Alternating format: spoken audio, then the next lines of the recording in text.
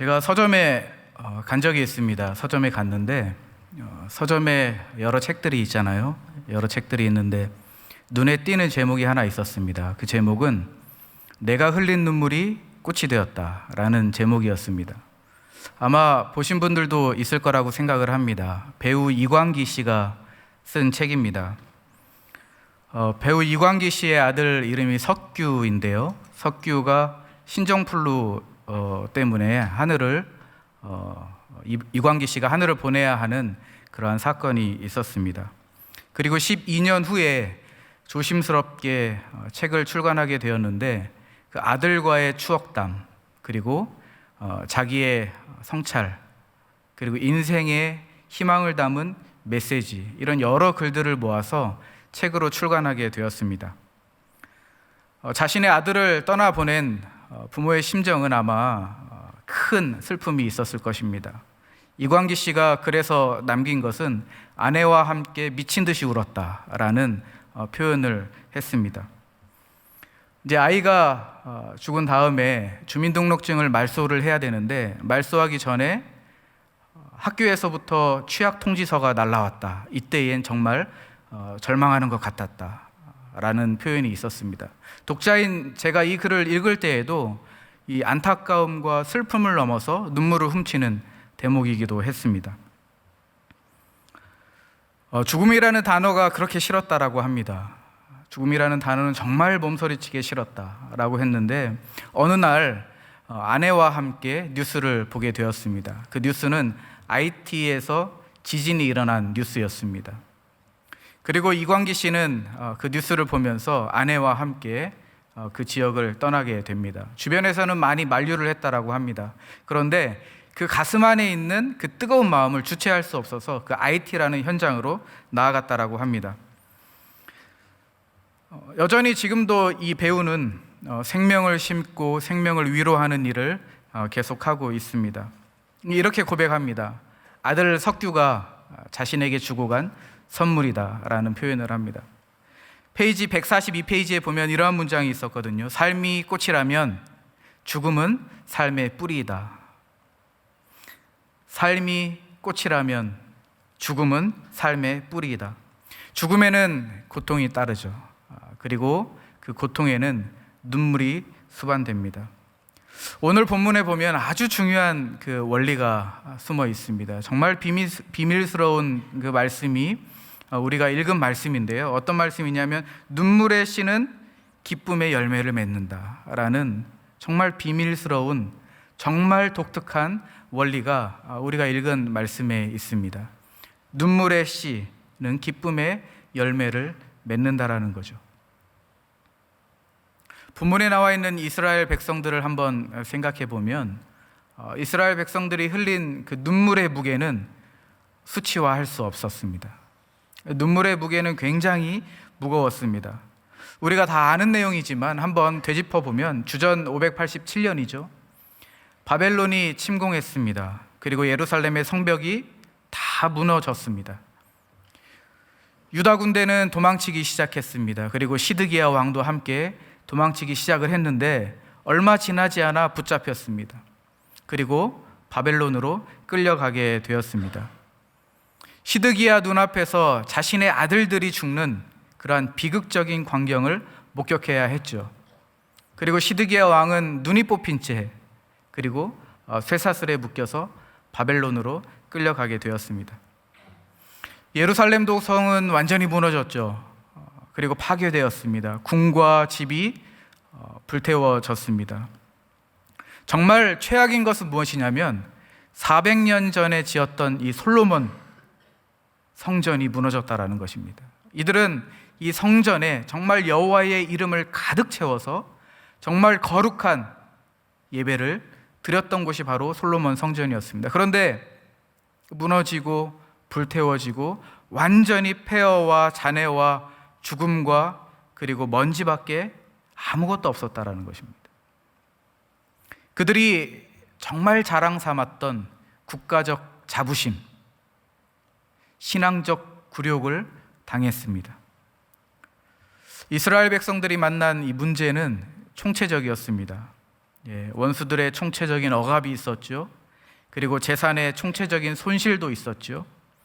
예배 행위의 총체적 상실도 있었습니다. 그리고 지도자들의 총체적 부재도 있었고, 조력자들의 총체적 공감 부족도 있었습니다. 위신이 떨어졌고 품위가 떨어졌습니다. 자신들이 범한 죄에 대한 자책감도 있었습니다. 총체적인 문제였죠. 예레미야 애가 1장을 보면 이스라엘 백성들의 삶이 얼마나 갈기갈기 찢겨졌는지에 대해서 자세히 묘사합니다. 특별히 죽어가는 여성들, 통곡하는 여성들, 그리고 죽어가는 아이들의 모습을 예레미야 애가 1장에서 묘사를 합니다. 1장을 잘 살펴보면 4가지 모습을 볼 수가 있는데요. 첫 번째는 이스라엘 백성을 위로하는 자가 없었다라는 것입니다. 그리고 두 번째는 죽어가는 신음소리가 난무했다라는 것입니다. 그리고 세 번째로는 모두라는 단어가 부정적인 단어인데 이 단어가 1장에서만 16번 사용했다라는 것이죠. 그리고 마지막으로 보면 9절과 11절과 20절 말씀에 보면 이스라엘 백성들의 그 절규가 담긴 문장들이 있습니다. 주님 살려주십시오. 주님 도와주십시오. 주님 살펴주십시오. 이러한 이스라엘 백성들의 절규가 곳곳에 나와 있습니다. 이스라엘 백성들의 그 눈물의 무게는 정말 무거웠습니다. 예레미야 애가 2장 11절 12절 말씀에 보면 그 눈물이 얼마나 무거웠는지 우리가 한번 살펴볼 수 있는데 우리 함께 같이 읽어보도록 하겠습니다. 시작. 내 백성이의 도성이 망하였다. 아이들과 젖먹이들이 성안 길거리에서 기절하니 나의 눈이 눈물로 상하고 창자가 들끓으며 간이 땅에 쏟아진다. 아이들이 어머니의 품에서 숨져가면서 먹을 것 마실 것을 찾으며 달라고 조르다가 성안 길거리에서 부상당한 사람처럼 쓰러진다. 이스라엘 백성들의 모습이었습니다. 이 자리에 앉아 계신 성도님들의 눈물의 무게를 생각할 때에 아마 제가 알 수 없는 그 눈물의 무게가 있을 것이라고 생각을 합니다. 자녀의 문제가 있겠죠. 양육의 문제가 있고 내가 그동안에 잘못한 것은 없는지에 대한 죄책감이 또 있을 수 있습니다. 부모님의 건강 문제가 있을 수 있겠죠. 그리고 부모님과 회복되지 않는 관계의 문제가 있을 수 있습니다. 또 어떤 분들에게는 직장에서 받는 그 모멸감 그리고 수치감이 있을 수 있습니다.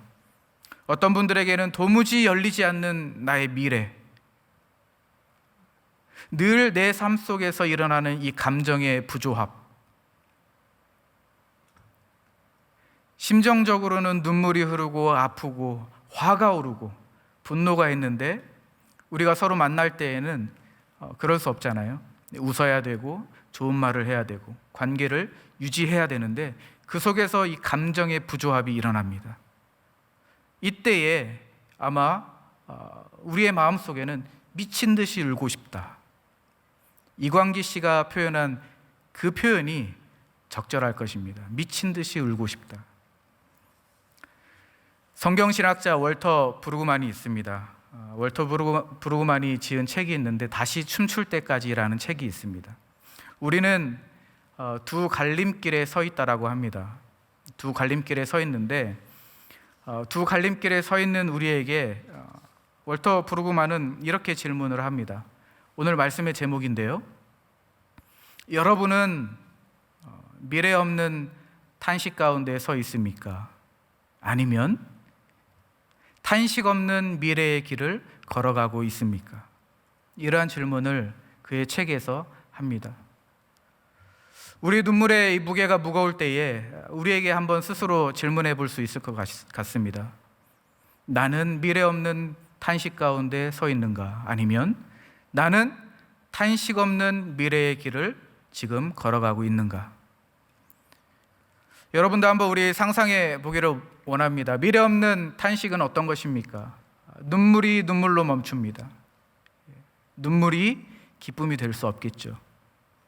미래에 대한 소망도 없습니다. 그리고 희망도 없죠. 예수 그리스도를 통한 은혜의 선물, 그 능력을 기대할 수 없겠죠. 그러다 보니까 우리의 어떤 새로운 자아를 창조하기란 어렵습니다. 잠재적인 절망, 잠재적인 좌절 가운데 늘 노출되어 있는 상태가 미래 없는 탄식 가운데 있는 상황입니다. 그런데 모든 사람이 이 상황 가운데 있는 건 아니죠. 정반대의 길을 걸어가는 사람들도 있습니다. 탄식 없는 미래의 길을 걸어가는 사람 있습니다. 바울인데요. 바울이 보면 로마서 8장 22절에서 25절 말씀에 이러한 고백을 합니다. 우리가 함께 같이 읽어보도록 하겠습니다. 시작. 모든 피조물이 이제까지 함께 신음하며 함께 해산의 고통을 겪고 있다는 것을 우리는 압니다. 그뿐만 아니라 첫 열매로서 성령을 받은 우리도 자녀로 삼아 주실 것을, 곧 우리 몸을 속량하여 주실 것을 고대하면서 속으로 신음하고 있습니다. 우리는 이 소망으로 구원을 얻었습니다. 눈에 보이는 소망은 소망이 아닙니다. 보이는 것을 누가 바라겠습니까? 그러나 우리가 보이지 않는 것을 바라면 참으면서 기다려야 합니다. 팀 켈러 목사님이 이러한 당부를 하셨는데요. 여러분의 눈물과 슬픔을 낭비하지 마십시오 라는 당부를 해주셨습니다. 우리는 믿고 있는 게 있어요. 어떤 걸 믿고 있냐면 눈물 다음에는 기쁨이 올 것이다. 좋은 날이 있겠지. 우리가 슬퍼하는 때가 있으면 기뻐하는 날이 있겠지. 맞습니다. 성경에서도 시편 30편 5절 말씀에 보니까 이러한 말씀이 있습니다. 저녁에는 울음이 깃들지라도 아침에는 기쁨이 오리로다. 저녁에는 울음이 있을지라도 아침에는 기쁨이 올 것이라는 이 말씀이 있다라는 거죠. 슬픔이 지나간 뒤에 기쁨이 따라온다라는 것입니다. 그런데 오늘 본문에 보니까 이 단계를 조금 더 나아가는 것 같아요. 좀 더 다른 비밀이 있는 것 같습니다. 어떤 비밀이 있습니까? 눈물의 씨를 뿌리는 자에게는 기쁨의 단을 거둔다. 슬픔이 지나서 기쁨이 오는 것이 아니라, 눈물을 흘렸기 때문에 기쁨을 맞이하는 것이 아니라 눈물의 씨를 뿌린 사람이 기쁨의 단을 거둔다라는 원리입니다. 콩 심은 데 콩 나고 팥 심은 데 팥 난다라는 말이 있습니다. 자연의 법칙이고 자연의 원리입니다. 그런데 오늘 말씀에 보니까 충돌하는 것 같아요. 눈물을 심었는데 기쁨이 거두어지는 것이죠. 슬픔을 뿌렸는데 즐거움이 돋아나는 것입니다. 자연 법칙을 벗어나는 성경의 원리가 이 가운데 있는 것입니다. 그러면 오늘 본문을 보면서 우리가 이 비밀의, 정말 비밀스러운 이 원리를 한번 살펴보도록 하겠습니다. 본문의 배경을 보면 이렇습니다. 이스라엘 백성들이 바벨론으로 끌려갔는데 다시 바벨론에서 고국으로 돌아오게 되었습니다. 구원과 회복입니다. 그런데 이 구원과 회복의 반응을 기쁨으로 표현했습니다. 1절에 보니까 이렇게 나와 있죠. 우리는 꿈꾸는 것 같았도다. 뭔가 절제된 기쁨을 표현하는 것입니다. 우리는 꿈꾸는 것 같았도다. 2절에 보니까 좀 더 적극적인 표현이 나옵니다. 어떻게 표현합니까? 그때에는 가득했고 찼었다 라는 표현인데요, 좀 더 적극적입니다. 목적어가 뭡니까? 웃음과 찬양입니다. 입에는 웃음이 가득했고 혀에는 기쁨, 혀에는 찬양이 찼었다라고 2절에서 좀 더 적극적으로 기쁨을 표현하죠. 그런데 이 찬양이라는 단어는 기쁨으로 바꿔도 됩니다. 왜냐하면 우리가 읽은 본문 말씀 5절과 6절에 기쁨이라는 단어, 조이라는 단어와 똑같습니다. 그러니까 이렇게 되는 것입니다. 이스라엘 백성들이 바벨론으로 끌려갔습니다. 억압 상태에 있었죠. 총체적인 문제 가운데 있었습니다. 그런데 하나님의 능력과 은혜로 2절 하반부에 보니까 주변 나라들도 하나님의 큰 일을 인정했다라고 표현되어 있습니다. 이스라엘 백성들이 하나님의 큰일의 은혜 가운데 고국으로 돌아오게 되었습니다. 돌아왔을 때 이스라엘 백성들의 그 기분이 어떠했느냐? 기뻤다라는 거죠. 입에는 웃음이 가득했고 혀에는 기쁨이 가득 찼었다. 이렇게 시인은 표현하고 있습니다.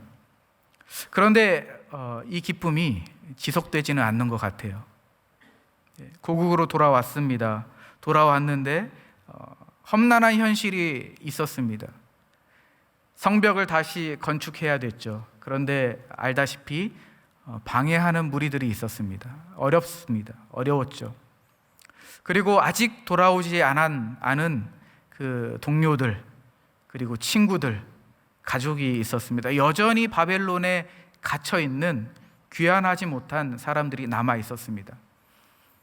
마음 놓고 기뻐할 수 없는 상황이 이 사람들, 그 본문 가운데 나와 있는 126편에 나와 있는 사람들의 상황이었습니다. 그때에 시인이 다시 한번 5절과 6절 가운데 이렇게 고백을 하는 것입니다.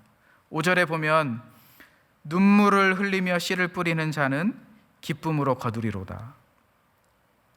6절에 보면 울며 씨를 뿌리러 나가는 자는 반드시 기쁨으로 그 곡식단을 가지고 돌아오리라.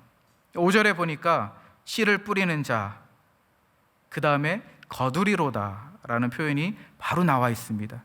미완료 시제인데요, 미래에 대한 기대를 갖게 합니다. 그런데 눈물이라는 표현이 있습니다. 이 눈물이라는 표현은 눈물들이라는 집단적 의미를 가지고 있습니다. 무엇이냐면, 시인이 무엇을 말하고 싶어 하냐면 씨를 뿌리는 자체가 굉장히 수고스럽고 힘들다라는 거죠.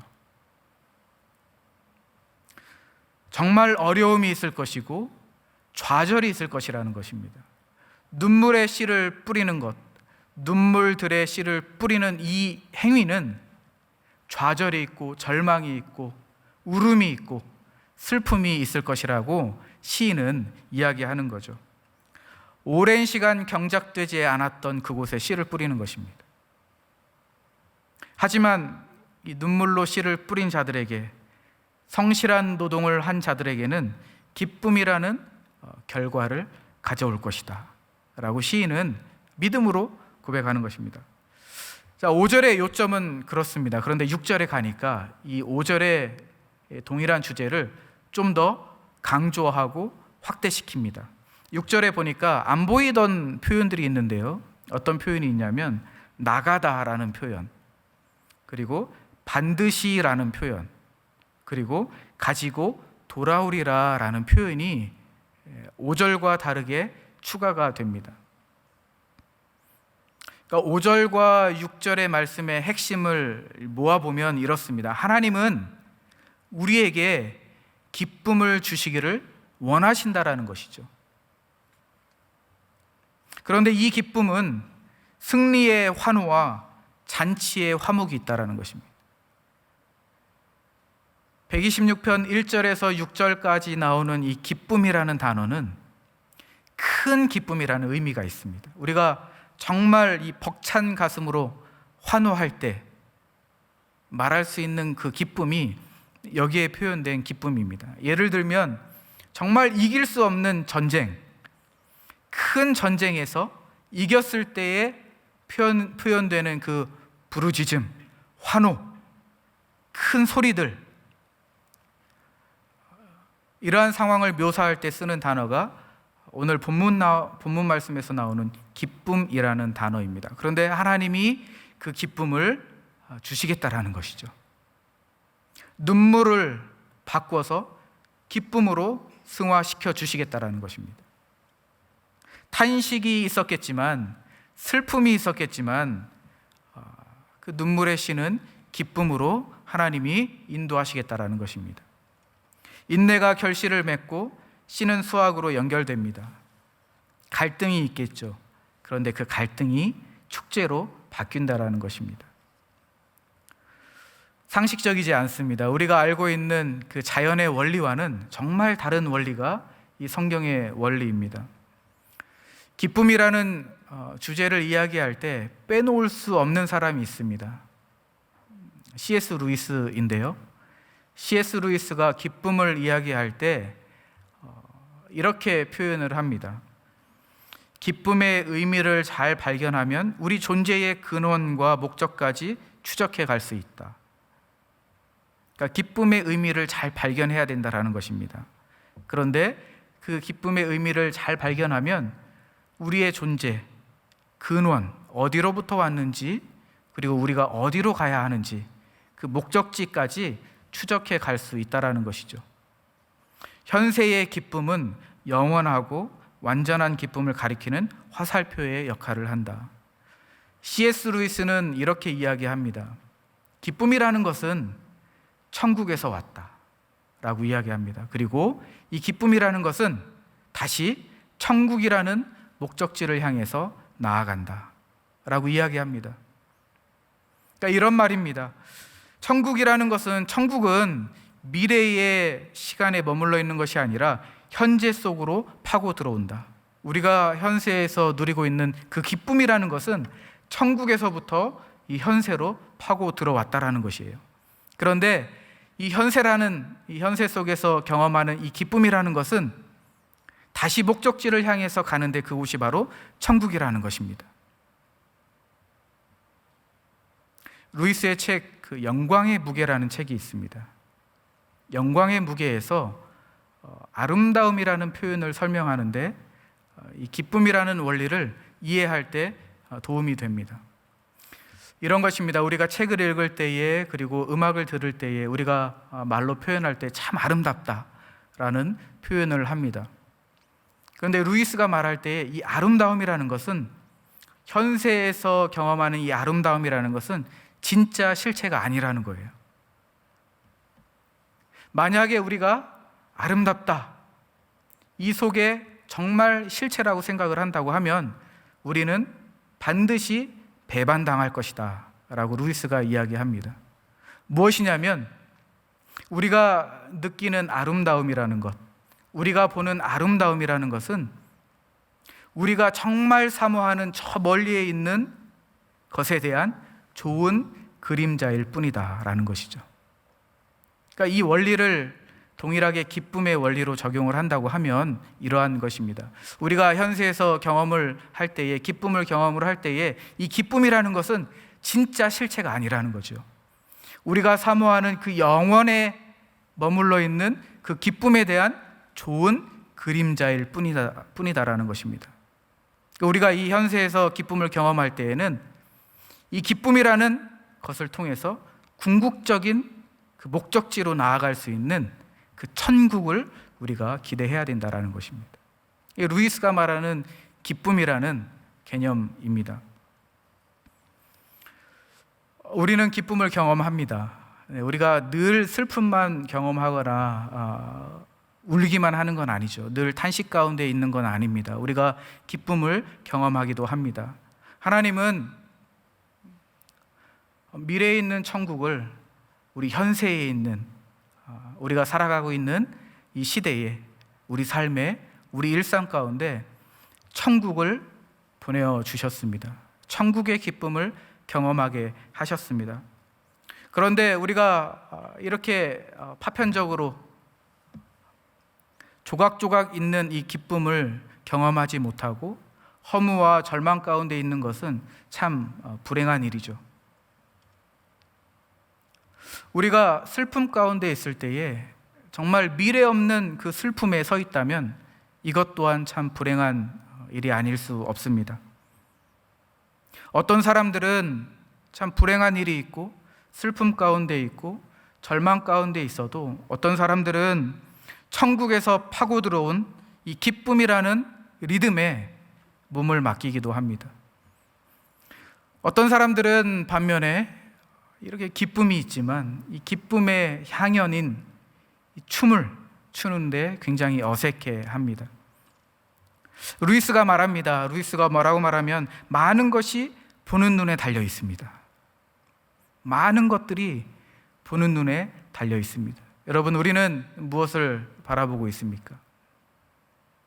우리는 이 자리에서, 우리가 처해 있는 이 상황에서 우리는 무엇을 바라보고 있습니까?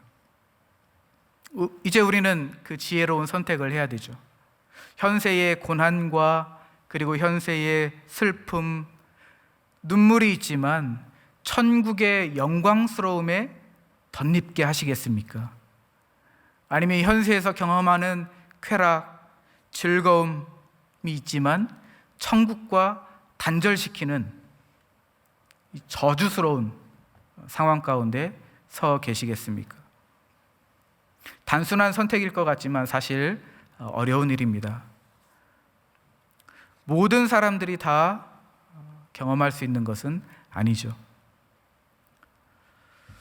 그런데 좀 더 우리가 더 나아가서 미래의 시간에 있는 천국이 우리가 살아가고 있는 이 현세의 기쁨으로, 정말 은혜로 들어왔는데 그것을 가지고 오신 분이 계십니다. 바로 예수 그리스도입니다. 눈물의 씨를 뿌렸을 때에 기쁨의 단을 거두신 분이 바로 예수 그리스도라는 사실을 우리는 꼭 기억해야 합니다. 예수님께서 십자가에 못 박혀 죽을 시간이 얼마 남지 않았습니다. 그때에 제자들과 함께 만났습니다. 제자들에게 이런 말씀을 하셨습니다. 뭐라고 말씀하셨냐면, 조금 있으면 너희가 나를 보지 못하겠고 조금 있으면 너희가 나를 볼 것이다. 여러분, 이게 무슨 말입니까? 조금 있으면 너희가 나를 보지 못하겠고 조금 있으면 너희가 나를 볼 것이다. 제자들은 혼란스러웠습니다. 이게 무슨 말인지 정말 이상한 말이죠. 그때 예수님께서 다시 말씀하십니다. 요한복음 16장 16절을 넘어서 19장 20절 말씀인데요, 우리가 한번 같이 읽어보도록 하겠습니다. 시작. 예수께서 그 묻고자 함을 보시고 아시고 이르시되, 내 말이 조금 있으면 나를 보지 못하겠고 또 조금 있으면 나를 보리라 하므로 서로 문의하느냐. 내가 진실로 진실로 너희에게 이르노니 너희는 곡하고 애통하겠으나 세상은 기뻐하리라. 너희는 근심하겠으나 너희 근심이 도리어 기쁨이 되리라. 네, 조금 있으면 너희가 나를 보지 못하겠다. 이것은 예수님께서 십자가에 못 박혀 죽임당하는 것을 말씀하십니다.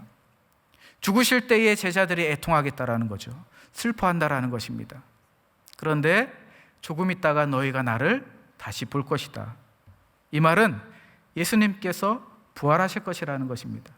그때의 제자들에게 너희는 다시 기뻐할 거다라고 예수님께서 말씀하시는 겁니다. 예수님께서 십자가에 못 박혀 죽으실 때에 슬퍼하고 애통하겠지만 예수님께서 부활하실 때에 다시 너희가 기뻐할 것이다. 왜 그렇습니까? 왜 제자들이 기뻐하겠습니까? 예수님께서 부활하실 때에 생명의 열매를 가져오셨기 때문입니다. 생명의 열매를 가지고 오셨기 때문에 기쁨과 슬픔이 기쁨으로 바뀔 수 있는 것입니다. 눈물과 애통과 탄식이 생명의 기쁨, 천국의 기쁨을 경험할 수 있는 것이죠. 21절 우리 한번 같이 읽어보겠습니다. 예수님께서 계속해서 말씀하십니다. 시작. 여자가 해산하게 되면 그때가 이르렀으므로 근심하나 아이를 낳으면 세상에 사람 난 기쁨을 인하여 그 고통을 다시 기억하지 아니하느니라. 여인이 아이를 낳는 고통은 참 몸이 으스러지고 뼈가 으스러지는 고통입니다. 죽음의 고통이죠. 물론 저는 경험해 본 적이 없지만 제가 그 몸이 떨리는 그 모습을 보았습니다. 몸이 떨고 정말 뼈까지 흔들리는 그 모습, 잊혀질 수 없죠. 그런데 그 고통은 영원하지 않습니다. 왜 그렇습니까? 아이가 태어날 때에 생명의 기쁨을 주기 때문입니다.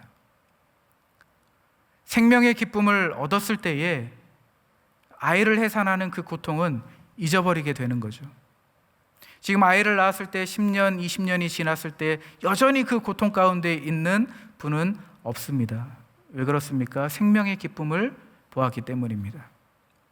그러나 이것도 일시적입니다. 왜 그러냐면 아이들이 자라면서 또 아이들이 부모에게 주는 슬픔도 있고 아이들이 주는 고통도 또 아픔도 있습니다. 왜 일시적입니까? 생명의 기쁨을 얻었지만 왜 일시적입니까? 우리 인간이 가지고 있는 유한함이 있기 때문입니다. 우리가 생명의 신비를 경험했지만 여전히 그 생명은 유한함 가운데 있고 제약 가운데 있고 불완전함 가운데 있기 때문이죠. 그런데 예수님은 계속해서 이렇게 말씀하십니다. 22절입니다. 22절 우리 함께 읽겠습니다. 시작. 지금은 너희가 근심하나 내가 다시 너희를 보리니 너희 마음이 기쁠 것이요 너희 기쁨을 빼앗을 자가 없으리라. 우리는 현세에서 경험했습니다. 생명의 기쁨을 통해서 고통을 잃어버리는 경험을 했습니다. 그러나 유한하지 않죠. 여전히 아이가 자라면서 우리는 슬픔을 경험하고 또 아픔을 경험합니다. 그러나 예수님께서는 지금 너희가 근심하나 내가 다시 너희를 보리니 너희 마음이 기쁠 것이다. 그런데 그 기쁨, 너희의 기쁨을 빼앗을 자가 없으리라. 왜 빼앗을 자가 없습니까? 예수님께서 허락하시는 그 생명은 영원하기 때문입니다. 우리가 경험한 기쁨은 유한하고 불완전하지만 예수님께서 죽음 가운데 부활하셨을 때에 주시는 그 생명은 영원하고 완전하고 온전하기 때문입니다. 그렇기 때문에 예수님의 죽음과 부활을 통해서 얻은 그 생명은 아무도 빼앗을 자가 없을 것이다. 예수님께서 그렇게 말씀하십니다. 그렇습니다. 우리는 슬픔 가운데 있고 애통하는 가운데 있고 탄식하는 가운데 있습니다. 어쩌면 미래 없는 탄식 가운데 있을 수도 있습니다. 그러나 오늘 말씀을 잘 기억해 보십시오. 눈물의 씨를 뿌리는 자는 기쁨의 단을 거둔다라고 말씀하십니다. 슬픔이 변하여 천국이 되고 아픔이 변하여 천국의 생명의 열매를 경험한다라고 이야기하고 있습니다. 미래에 있는 그 천국이 누구를 통해서 우리에게 왔습니까? 예수 그리스도입니다.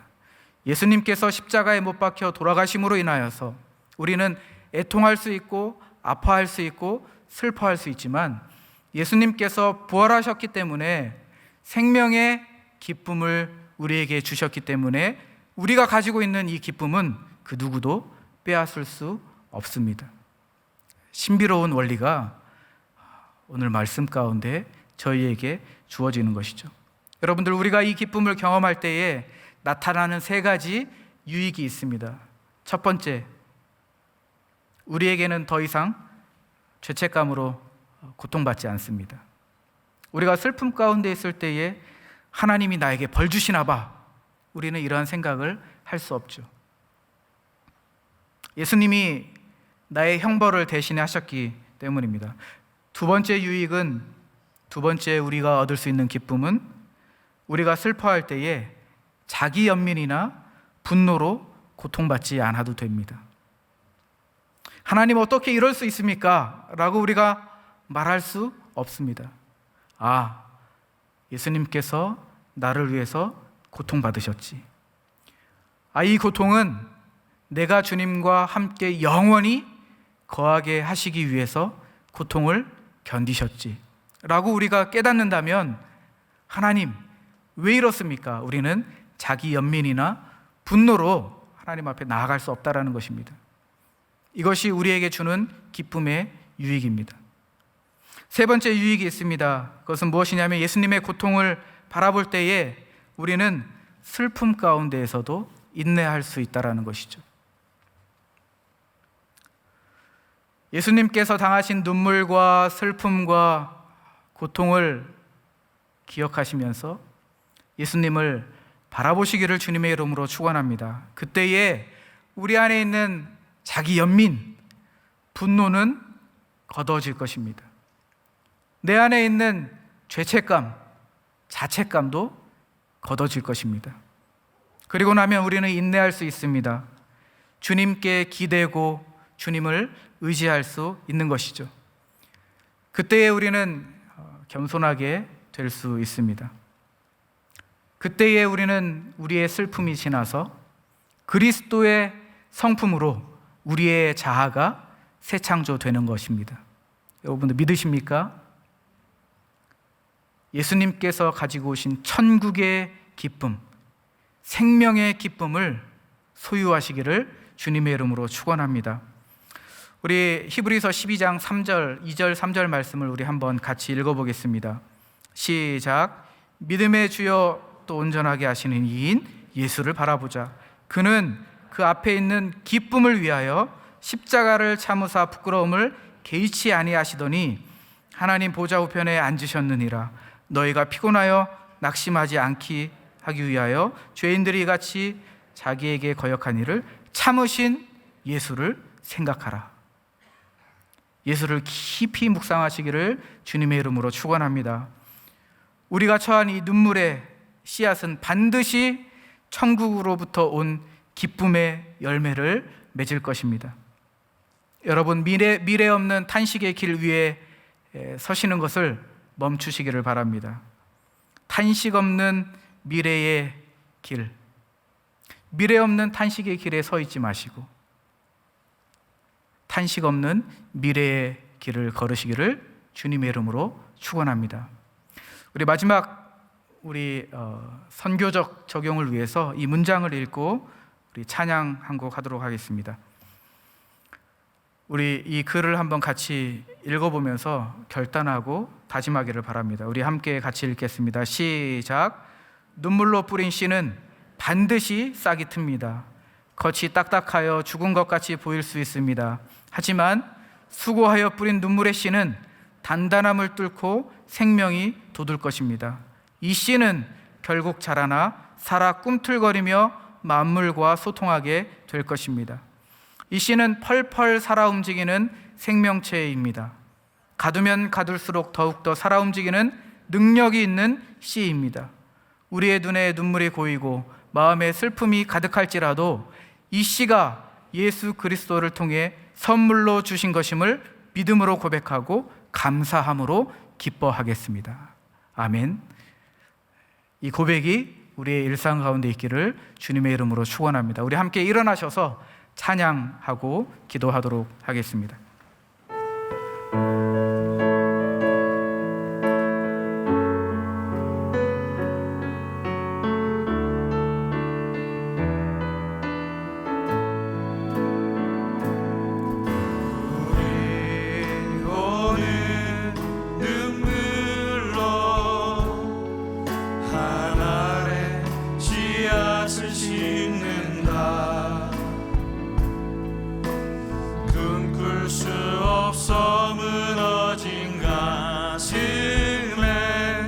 저들의 푸른 꿈 다시도 담아도록 우리 함께 땀 흘려 소망의 길을 막는다. 내일로 가는 길을 찾지 못했던 저들로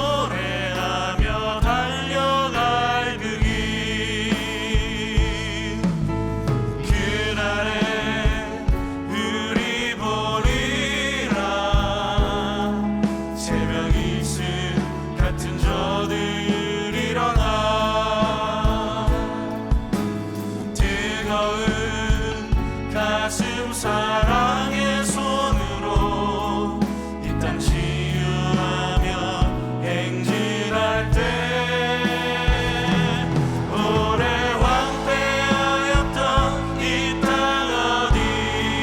어디서나 순결한 꽃들 피어나고 푸르르의 나무가 가득한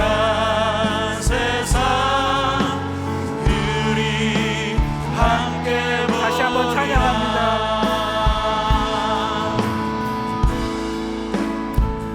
우리 다시 한번 찬양합니다.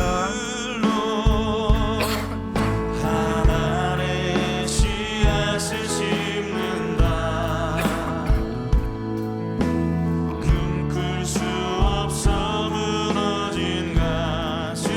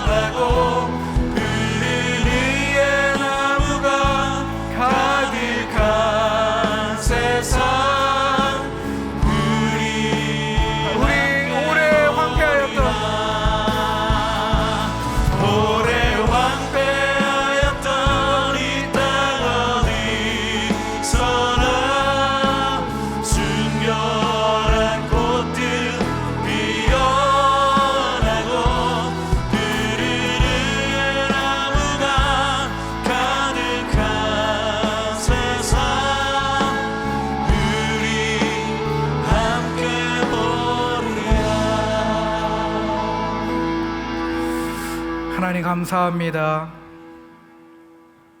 우리의 상황 가운데 아픔이 있고 슬픔이 있고 눈물이 있지만 그 눈물의 씨를 뿌리셨던 예수 그리스도의 은혜를 기억합니다. 생명의 기쁨, 부활의 기쁨을 저희에게 허락해 주심에 감사를 드립니다. 예수님께서 말씀하셨습니다. 그 기쁨은 아무도 빼앗을 자가 없도다 라고 말씀하셨습니다. 우리가 믿음으로 이 말씀을 붙잡고 나아갑니다. 천국의 기쁨을 통하여서 우리의 입 가운데 늘 웃음이 가득하게 하여 주시고 우리의 혀 가운데 기쁨이 차고 넘칠 수 있도록 주여 인도하여 주시옵소서.